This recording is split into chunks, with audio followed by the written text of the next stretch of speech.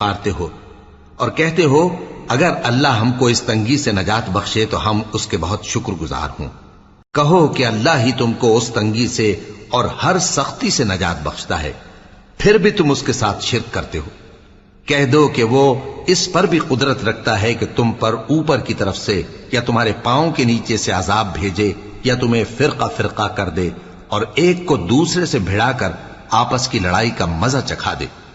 دیکھو ہم اپنی آیتوں کو کس کس طرح بیان کرتے ہیں تاکہ یہ لوگ سمجھیں، اور اس قرآن کو تمہاری قوم نے جھٹلایا حالانکہ یہ سراسر حق ہے۔ کہہ دو کہ میں تمہارا داروغہ نہیں ہوں، ہر خبر کے لیے ایک وقت مقرر ہے اور تم کو ان قریب معلوم ہو جائے گا۔ اور جب تم ایسے لوگوں کو دیکھو جو ہماری آیتوں کے بارے میں بےہودہ بکواس کر رہے ہوں تو ان سے الگ ہو جاؤ یہاں تک کہ وہ اور باتوں میں مصروف ہو جائیں، اور اگر یہ بات شیطان تمہیں بھلا دے تو یاد آنے